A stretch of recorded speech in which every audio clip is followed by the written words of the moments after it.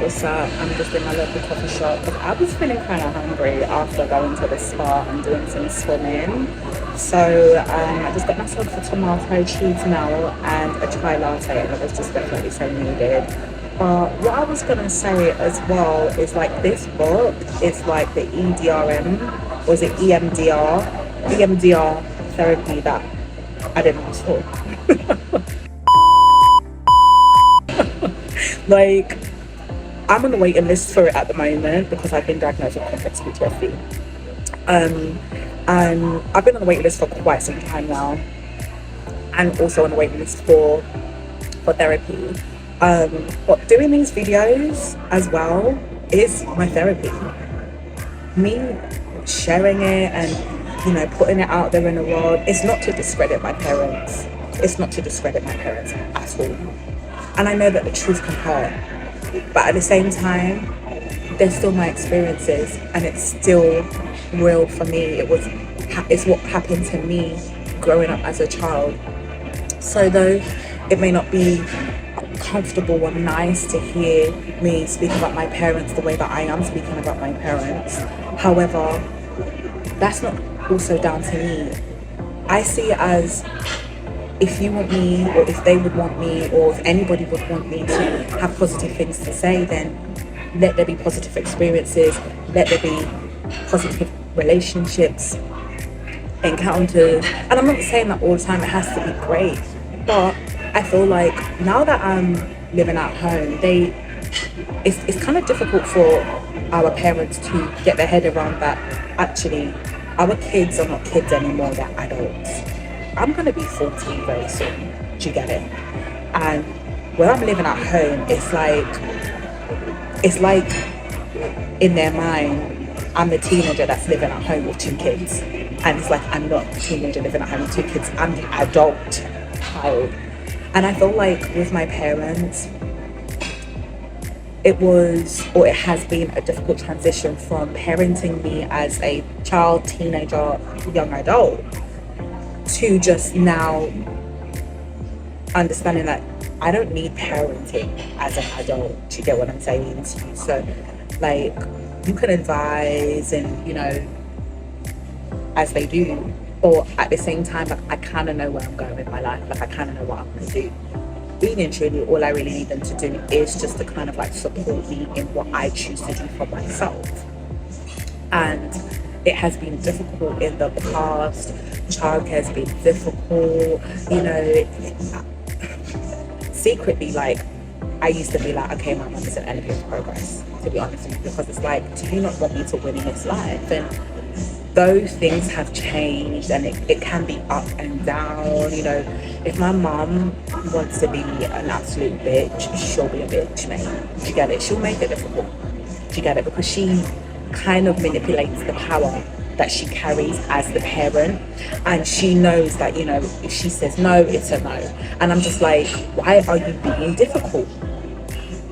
Like, seriously, why are you making it hard? There's no need for that. So obviously, where I wasn't living at home before, I would set boundaries, because over the past 5 years or 4 years, I think, since moving back to Kent, it's been up and down to me and my mum. There's been times when I haven't spoken to my mum for 3 months. I've got completely no contact. Even before I got made homeless, me and my mum was in no contact. But obviously, I have a daughter, you know, her grandkids and I were made homeless. We were literally made street homeless, and she's not going to see us on the street. So everything that happened in the past months before, that kind of just got dissolved and squashed. She came to my rescue. She was there for me. She works for the same council that made me homeless, and no, there's nothing that my mum could have done. She was very disappointed. She was very disheartened at how they were treating me and everything, you know, and there's only so much that she could do. I feel like she could have done more, but my mum is somebody that does not put her foot down. She doesn't stand up for injustice, you know, and I wouldn't want her to put her job at risk, but there is a diplomatic way to dealing with things. It's been very difficult for me to ask for help, actually. My mum, like, you know, friend of mine used to complain about that. She's like, just I'm here for you and whatever. I guess because I didn't want to feel like I'm burdening people, because I was made to feel like a burden with my parents, because that's how they made me feel. And I know that might be hard to swallow, but that is the actual truth. They would make me feel like I'm a burden. And because I know that when I would ask for like support with the kids, like childcare and things like that, my mum would prefer me to take my kids to a childminder than to bring them to her. And she'd always say things like, you know, like when they were like young, let's say like maybe my son was 4 and my daughter was like 1. You know, obviously the kids are young, I get it, but you know, she's still able. She'd be like, when the kids are older, we'll have them more, they'll be around more, blah blah. I said, okay, cool, no problem. The kids got older and it was still the same story. Oh, we didn't ask you to go and have kids. Oh, it's your responsibility. It's just excuse after excuse after excuse. It's basically gaslighting me. My mum gaslighted me, because I remember when I was even like a child, and she's like, you know, I'll be there to support you when you have your babies, blah blah blah. I had my babies. It has been a war, bruv. It has been a war. And that's my truth. That is literally my truth, and I'm not gonna front it. Do you get what I'm saying to you? I say it to my mum's face, to be honest. I'm not afraid to say it to my mum's face. So obviously, like, when I say, like, obviously I carry those traits, I see it now. I am my mother's child, definitely. But I'm not somebody that lacks in empathy or lacks in emotional intelligence. I was an emotionally intelligent child because I had to be. I was kind of forced into being an emotional intelligent child, to be honest with you. And I remember thinking to myself, like, this shit ain't right. And I knew that. So for me, it's like, you know what? I'm not having any of it no more. I remember my son shared with me that how my mum always dismisses him. She always like makes him feel small when he's trying to, explain something. My son is very intelligent. He's very bright. He's very well informed. You know, he just knows quite a lot of things sometimes. So when adults are having conversation, you know, he might want to put his own 2 pence in it and whatever. My mum could just shush him and tell him to mind his business. Even when me and her were having a conversation and he's in the room, he'll try to like engage in a conversation. She'll tell him, oh, you know, he should mind his business. And I'm like, Mum, he's just, leave him. There's no issue in a child engaging in an adult conversation, and it depends on what the conversation you're having. If it's a conversation, like a private conversation, or like a conversation that like he doesn't need to be hearing, then obviously you can take that conversation out of the room, and happily I would ask Malachi to leave the room. But let's say, you know, we're watching something on the TV and we're kind of like talking about a program, Malachi will say something and she'll like, oh, nobody's talking to you. Do you get what I'm saying? So little things like that, and I'm just like, don't do that. And he was actually getting upset about it, and I had to remind my son, like, don't take it in.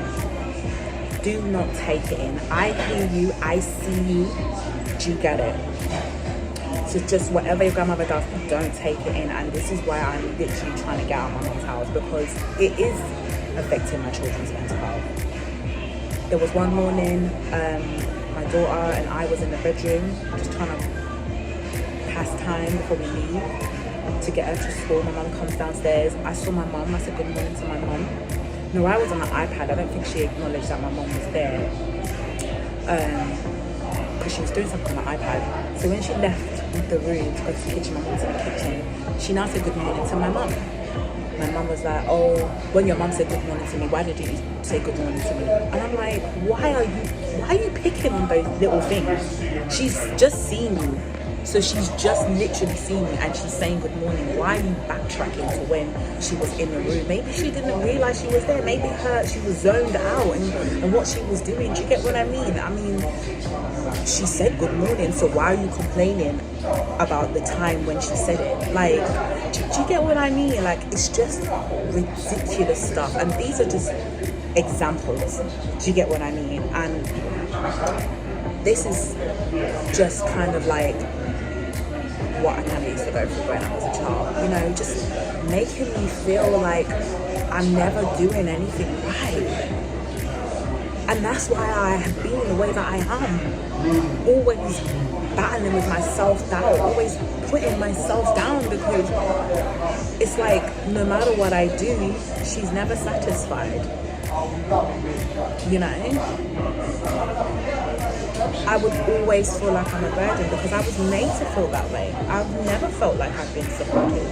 Yeah, don't get me wrong, there were times where they would do it. You know, they would help me with the kids, and when I was made homeless the first time, you know, my stepdad would drop us home from time to time and things like that. But like, they would always complain about it.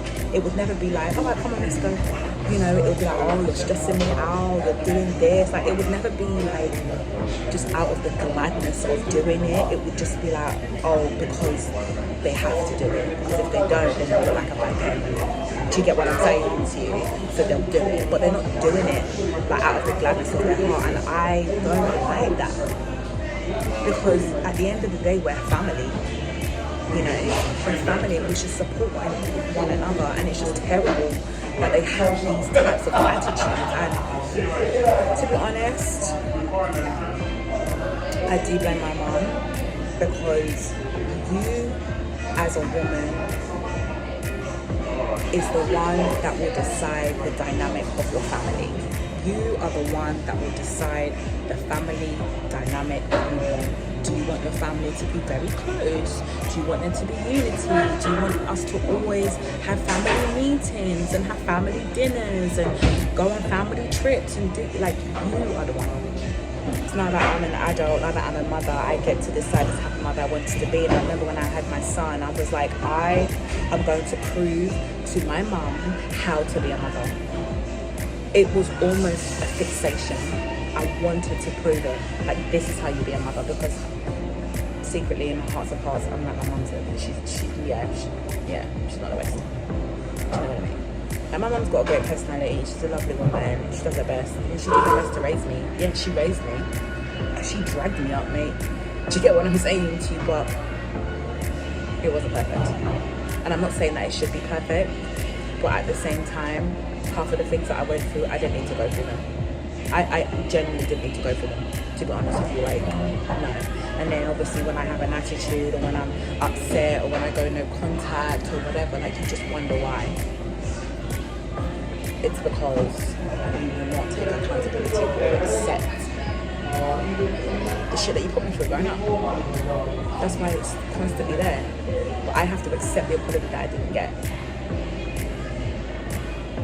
You say things like, you have to move on, you need to let it go. I've moved on, but you keep behaving in a way that is triggering me. And I can't change my mum. I can only change how I respond. That's why I have boundaries. But unfortunately for me, I'm being triggered because I live in her house. And it's like, look, I'm trying to make you understand something, and I need you to get it. Do you get what I'm saying to you? Because otherwise, our relationship will not improve if you're not going to get it. And then, you know, over time, yeah, she gets it. Because when I first moved in, we were going blow for blow, rough. There were times when we were going blow for blow, me and my step were going blow for blow, and it was always around the kids as well, because I'm not trying to inflict that type of trauma onto my children. You know, the shouting, and just like my stepdad would be getting annoyed because the toilet seat was put down. I mean, whose toilet seat? Who keeps the toilet seat up, bruv? He would get annoyed because my son put the toilet seat down in our house. It's actually hygienic. You're supposed to put the toilet seat up. Why is the toilet seat open? And he's telling my son he's gonna beat him. Don't fearmonger my children, bruv. Do you get what I'm saying to you? Like, that's what I don't like. Don't do that, because ain't none of you gonna put your hands on my kids. Because if any of you try to touch my kids, yeah, I'll be going to jail, bruv. How about that? Yeah, and I will feel no way about it at the end of the day. And I've happily said it. I will not be shy about that. Do you understand what I'm saying to you? Because those are my babies. My parents do not respect the mother that I am, the mother that I have decided to be. I'm very holistic. I am a gentle parent with boundaries. Yeah, I am. Yeah. My daughter has like an anxiety attachment. So no, she has, my daughter has separation anxiety, and she's had that from baby. I feel like when she was in my womb, I was going through it when she was in my womb. I would cry, I was upset. Her dad wasn't there to support me. I was driving to uni every day. I was in pain. I was on my own. I was an instant single mother the first time with my son. And then I became an instant single mother again with my daughter.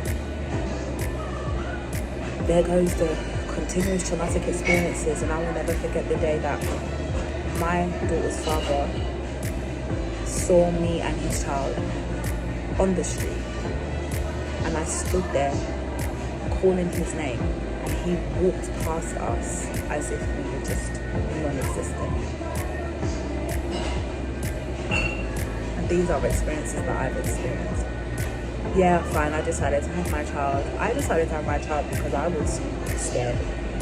I had a fear of body me. I was very religious, and I was like, no, I'm not gonna have an abortion. I'm against them, whatever. I was scared that God will punish me in the future.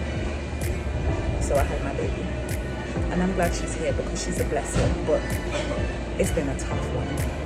It's been tough with my daughter, I'm not gonna lie. Where I am on the autistic spectrum, I do have ADHD. I have been diagnosed with both conditions as well as complex PTSD, and I've been seeing it in my children right from when they were young. My son has ADHD. He's yet to go through his assessment, but he has ADHD. My daughter as well is on the autistic spectrum. She walks on her toes, she sucks on her tongue, she does not like sudden change, she has erratic outbursts, she has issues in regulating her emotions. And I don't want to label my children. I feel like with my son, maybe, you know, he's just a boy. He's a boy. But I do see traits of ADHD within him. Like, he talks really fast, he has intrusive thoughts, he can become overwhelmed. You know, he's hyperactive. He used to be quite distant sometimes. I felt like there was a time where I was constantly asking him if he was okay. You know, he gets overstimulated. Like, yeah. And then my daughter, oh my God, like, she has a sensory disorder. So, like, you know, materials and like certain things would just kind of make her, literally trigger her, and she would spaz. Like, sometimes it could just be clothing, ties, her shirt, the texture of it on her skin, like, just makes her feel really uncomfortable. Sometimes even with shoes, she used to have 2 pairs of shoes from the age of 4 for school because she just didn't like how it made her feet feel. She'd be walking on her toes, she'd sleep with a baby. Oh my goodness, it has been difficult raising my children. And when I was in church on Sunday, I was thinking to myself, I'm actually raising 2 divergent children as well as being divergent myself. And I remember when it used to be so much for me. Like, I would have anxiety attacks, I would have meltdowns and breakdowns, and, you know, like, I just was literally paralytic in bed. Like, I spent a lot of my time in bed because where you have trauma, it can store in the body, it can make you have aches and pains in the body. Like, it was a lot. Dealing with my daughter's outbursts, you know, playing referee between my son and my daughter, it's, oh my God. And during that time, all I wanted was just a couple of days to myself.